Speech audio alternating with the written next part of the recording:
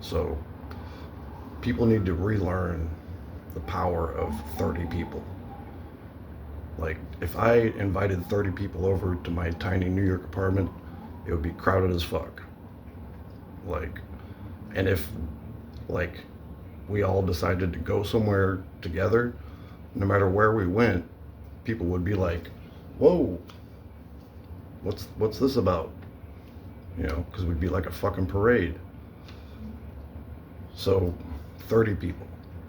I played a show one time, and there was like 30 people there.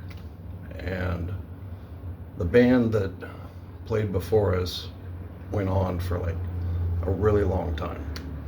So, like, we were drunk by the time we went on. And so what ended up happening was my guitar kept coming unplugged, and I kept jumping into the audience. And at one point, the bass player grabbed the mic, and I apparently didn't like that, and I bitch slapped the shit out of him. And then he bitch slapped the shit out of me right back. And then our manager came from behind stage and then bitch slapped both of us. And then at one point, like, someone like threw a bed mattress right on top of me. It's like, and then I'd like, at one point, like, I looked back at the drummer and I was like, well, he hasn't been a part of any of this. So I just leaped over the drums right into him. And then that was the end of the show. Like, I think we got through one song without everything exploding. And so afterwards, the drummer was like really upset because, like, did all this rehearsing, and the club we played at was like, you know, a rite of passage, an important show. And I was excited. I was like, what the fuck, man? That was fucking fun as hell. Who gives a shit? And but, you know, he was mad. But then after a couple days, you know, he was walking around like thinking that we'd failed, and then someone walked up to him and they were like, dude, I saw that show the other night. What's your band called again? Like, all of this, you know. And after that, he came to me. He was like, okay, you can jump into me anytime you want. I get it. And so there was only 30 people at that show, but those 30 people would not shut up about my band for weeks. And, you know, I laid low for a while because I knew that, like, it was pretty, I could tell by the audience's response, like the look on their faces, that like they, like, one person was like literally hands on face, like eyes wide open, like, what the fuck am I seeing here? It was funny. But so then, like, you know, eventually I came out of my shell, and immediately people were like, dude, I saw that show. And that was like, you know, I laid low for like, you know, 2 weeks or so. And still people were just like, dude, oh shit. And, like, you know, it was a 15-minute set where we barely got through a single song. It's ridiculous. But so people, like, you know, there's only 30 people at that show, but those 30 people would not shut up about us, you know. And so then the next time we played, it was like 100 people, and they're all doing this, you know, like, something gonna happen, you know. And, you know, by the end of that summer, my band was the hottest band in town.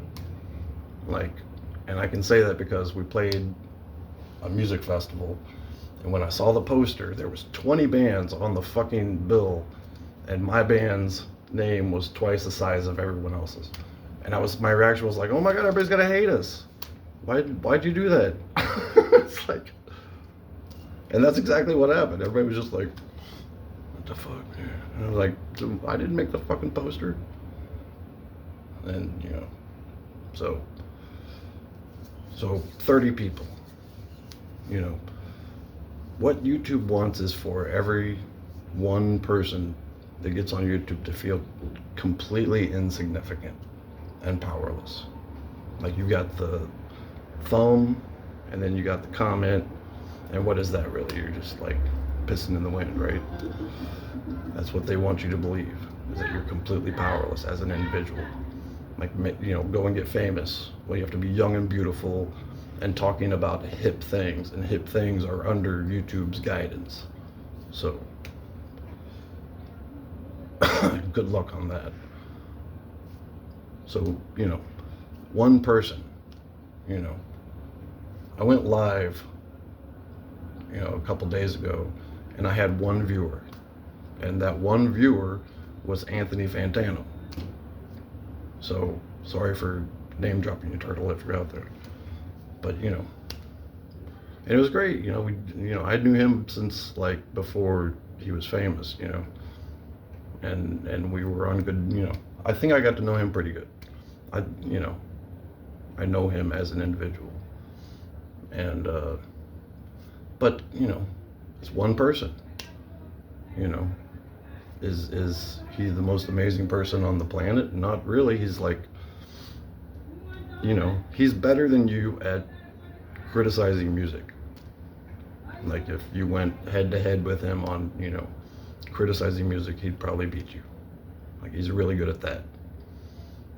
And, but, you know, if you put him in a ring with Mike Tyson, even like 70-year-old Mike Tyson's gonna win, you know.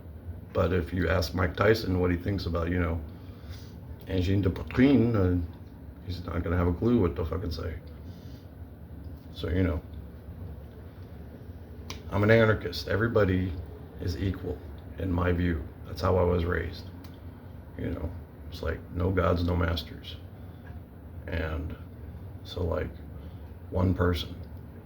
So, like, Mike Watt, who was in the Minutemen and Firehose and Boss Hog or whatever, what was it called? Big Boss or whatever it was called.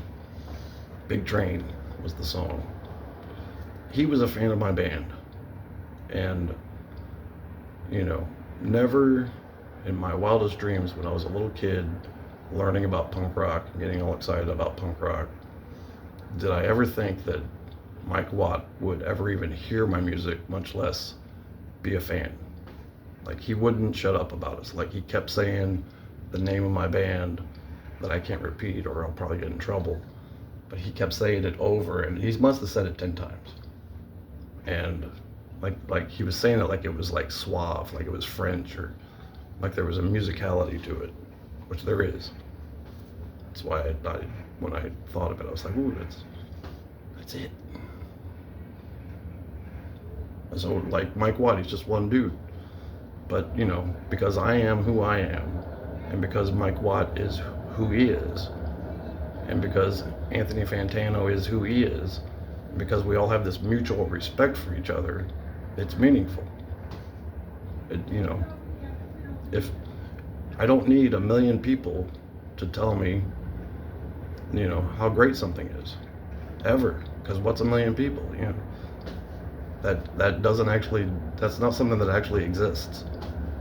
You know, if you go to a cafe and there's 5 people there, does that mean it's lame? Does that mean you shouldn't hang out? Like, for real, people need to, like, start thinking about this shit. I'm trying to extricate people from a cult.